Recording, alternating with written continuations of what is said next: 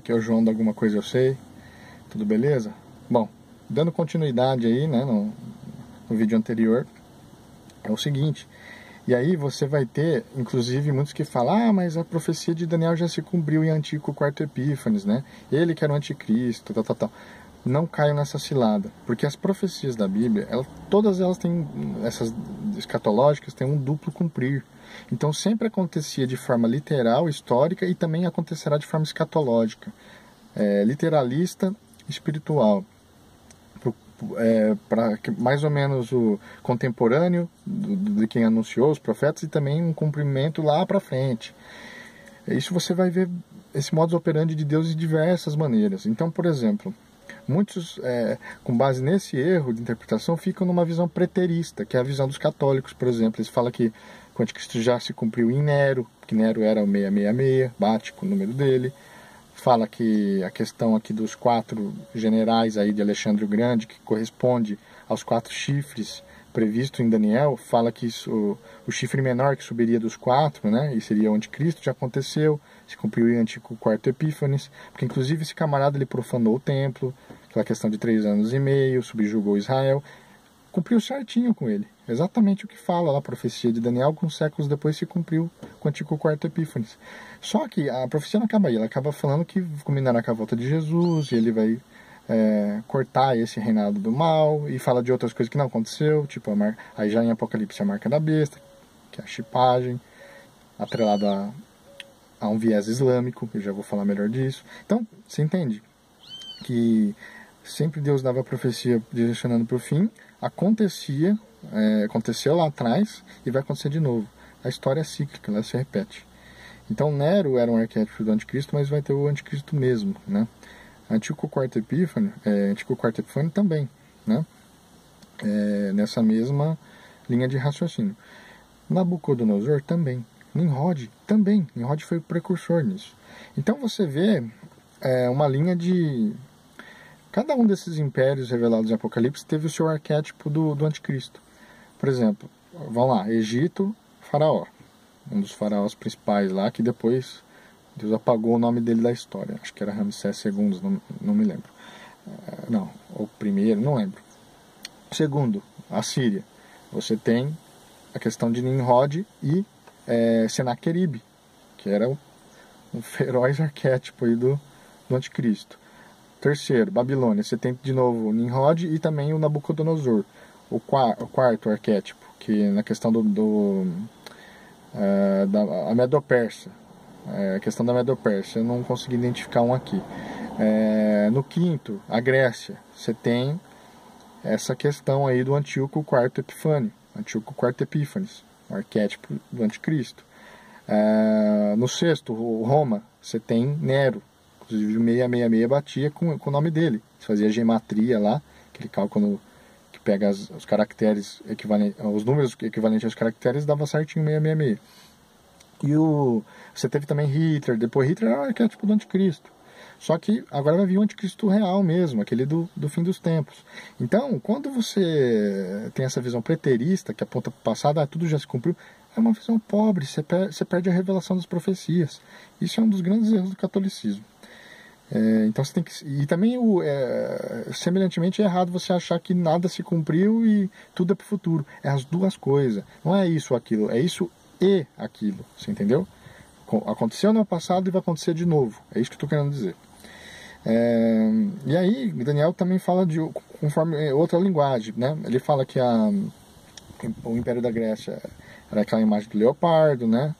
Depois ele fala dessa questão dos 4 chifres, e subiria um chifre menor, que é o anticristo, o Antíoco IV Epífano, ele aponta para o anticristo que virá. E ele fala também depois, em outra, Deus revela para ele outra linguagem figurada, da luta do bode peludo contra o carneiro. E aí você vê o bode peludo vai remeter a Edom. E aí eu vou começar a entrar na questão da genealogia. Espera aí.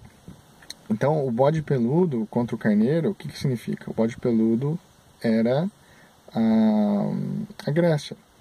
E o carneiro era o Medo-Persa, o reinado anterior lá, o que correspondia ao peito de prata. Então, a Grécia, que correspondia ao ventre de bronze da estátua de Nabucodonosor, tomou, né, ganhou aí do Império Medo-Persa. Então, o bode peludo ganhou do carneiro. E aí você vê Deus dando dicas por essas figuras. Tem um porquê desses animais, né? E, enfim, então tem essa questão do duplo cumprir que eu falei, vocês têm que ter isso em mente, tá? É como se fossem montanhas sobrepostas, né? Imagina, quando você vê de frente várias montanhas, você vai enxergar uma só. Se você dá uma deslocadinha, você enxerga a sequência delas, né? Então, quem tem essa interpretação preterista, normalmente só enxerga a montanha da frente. Quem tem a visão do espírito mesmo, consegue discernir tudo certinho nesse sentido que eu estou falando. Essa é a visão correta, para você entender as profecias, tá? Então, não é isso ou aquilo, é aquilo, é isso e aquilo. É a palavra-chave. Então, a questão dos profetas menores que eu falei, vocês têm que estudar os profetas menores. Naum, Abacuque, Oséias, Obadias, Miquéia, estude Daniel, estude Apocalipse, vai montando o quebra-cabeça. Em Apocalipse tudo se concatena, Deus dá revelações maiores, né? E você só vai compreender se você fizer esses estudos, tá? Ore a Deus, peça o discernimento do Espírito Santo, tenha vontade de pesquisar, não tenha, preguiça, porque o tempo está chegando. E, enfim, outra coisa que eu queria falar, hein, gente, por exemplo, eu vi inclusive no canal do Casando Verbo, a questão da nova cidade saudita chamada Neom. Olha isso aí, agora vocês vão começar a entender o que eu estou querendo dizer. Neom, por exemplo, você vê que foi uma cidade que os sauditas eles estão, acho que 500 bilhões de dólares estão investindo para construir uma cidade assim, meio que autônomo, né? Acho que o primeiro reino autônomo independente, como posso dizer, interdependente, né? E lá fala que vai ter de tudo, carro voador, a questão do transhumanismo vai estar totalmente em voga. É uma cidade totalmente futurista, né? Ele está investindo 500 bilhões de dólares e vai ser no canto noroeste, né? de lá da Arábia Saudita, tá? Então, nos moldes daquela cidade arquétipo, né? Da nova ordem mundial do Cazaquistão, né? A Astana, é bem nos moldes da Astana, pelo que eu estou percebendo, né? E chama-se Neom, né? É uma cidade bem futurista, que eu estou falando, veículos voadores, empregadas robóticas, estão falando até de lua artificial, não me pergunte como, né? Embora também isso não deve ser mais dificuldade para eles, né? Depois daquela notícia lá do sol artificial que a China vai produzir, né? Então tem tudo isso. Então haverá o que? Edição de genes, né? Nessa nova cidade, com a promessa de tornar os humanos em super-humanos, né? A velha proposta da serpente do Éden, né? E sereis como Deus, né? Lembra? Vigilância 24 horas, drones equipados com reconhecimento facial, vai ter até um parque temático de dinossauros robôs, lá, pelo que eu vi, né? Então, eles vão conseguir produzir chuva, geoengenharia para controlar o clima, né? Então, vai ser a primeira zona internacional independente do mundo, a primeira cidade de cidadania global do mundo. Então, Neon, né? É a mistura das palavras futuro e novo, né? Em grego e em árabe, né? Então seria o novo futuro, né? Então, o que eu estou querendo dizer? Provavelmente o reino do anticristo ele vai ser uma fusão, né? Do Islã com a tecnologia do futuro. Será o Islã dominando a inteligência artificial, o Islã dominando o que há de mais moderno no mundo. Quem dominar a inteligência artificial vai dominar o mundo. É claro que nesse contexto todo a gente vai ter outros atores gigantes, tipo Rússia, China, né? Porque Deus fala a Batalha do Armagedon, por exemplo, o anticristo vai conclamar, fala dos reis do Oriente, por exemplo, os reis que vêm do Oriente, né? E na questão vai estar apontando para a Rússia e para a China. Tem aquela passagem que fala que será congregado, chamado, era um número assustador de soldados, 200 milhões, né? E quem que tem capacidade de pôr isso numa linha de frente? A Rússia. 200 milhões. Não só soldados, mas se você pega o pessoal que não está na ativa no exército, consegue conclamar. É o país mais populoso do mundo. Consegue conclamar aí um valor assim. Um número, uma quantidade assim. Então começa a apontar a sua direção para isso.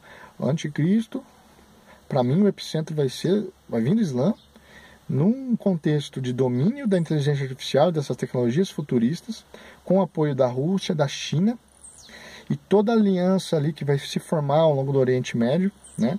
Turquia, Iraque, Irã, né? E vão querer acabar com Israel. Mas o Deus Altíssimo vai intervir.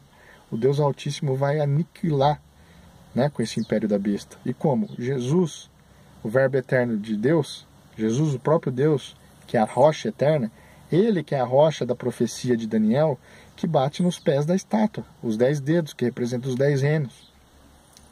Né? É ele que bate e esmiuça todo esse império, esse reinado do anticristo, e estabelece, então, o milênio, o seu governo para todo sempre. E aí ele inaugura, depois do milênio, a eternidade, né? No milênio nós já estaremos num corpo transformado com Cristo, reinando com ele, seremos reis e sacerdotes com Cristo. E nessa época do milênio, Satanás será aprisionado, depois do 1000 anos será solto de novo, e aí ele vai ir para o lago de fogo, onde antes do milênio já vai ter inaugurado a besta e o falso profeta, o anticristo e o falso profeta. Depois eu tenho que falar então do falso profeta também, que é a besta que sobe da terra.